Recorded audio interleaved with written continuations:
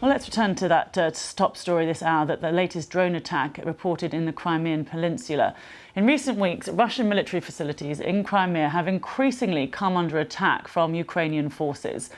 In July, Russian officials alleged that a Ukrainian drone attack forced an end to Navy Day celebrations in Sevastopol. On the 9th of August, at least 8 Russian fighter jets were destroyed in the bombardment of Saki Air Base. A week later, there were explosions at an arms depot near the town of Dzhankoy. Moscow has blamed the explosion on sabotage.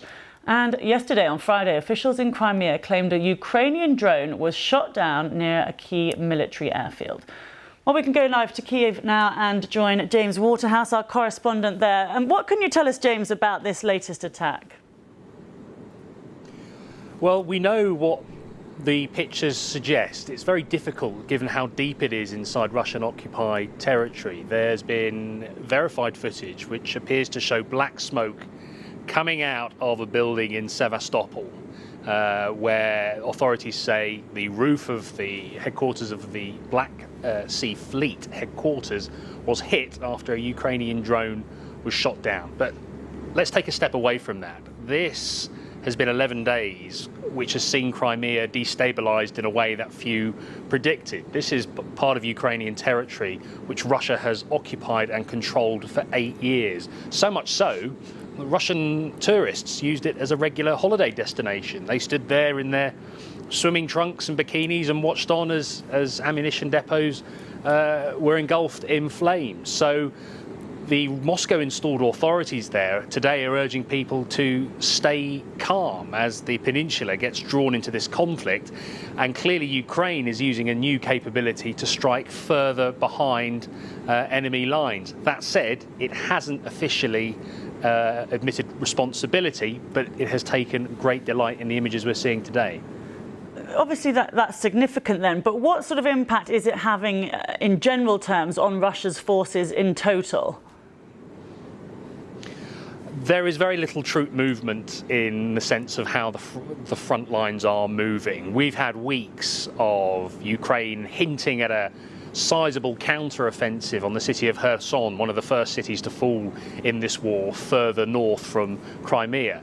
That has not happened. We are seeing a front line spanning hundreds of miles running all the way through to the Donbass region, where there has been, again, little movement. This is fast becoming a conflict of artillery and longer-range missile attacks. The US has delivered another £650 million package, including missiles, radar systems, smaller explosives, and it is allowing Ukraine to hold the defensive line, but as ever, it isn't allowing Ukraine to do anything further than that. Nevertheless, these strikes further into Russian-occupied territory will frustrate its supply lines, but also it does send a message, and it makes it difficult for Russia to sell this war back inside the country.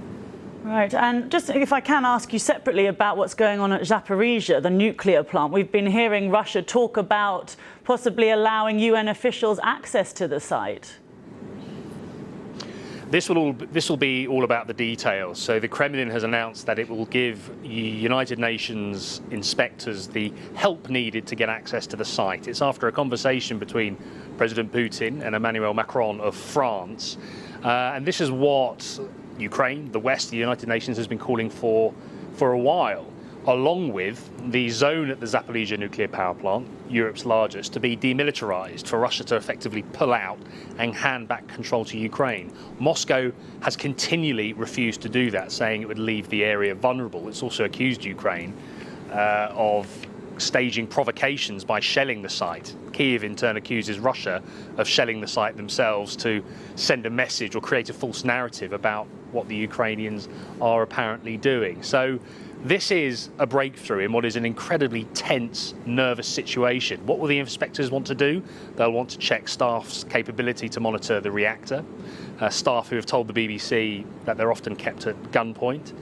They'll want to check on the power supply, because we've spoken to former officials here in Kyiv who say that as the Russians try to redirect power to the Crimean power grid, there's a chance the site could be cut off. generators would, in theory, kick in, but if those were to fail, then that would heighten concerns about the state of those nuclear reactors. So, yes, it's a breakthrough, but it will be all about the detail, and I think longer-term concerns around continued fighting just aren't going to go away.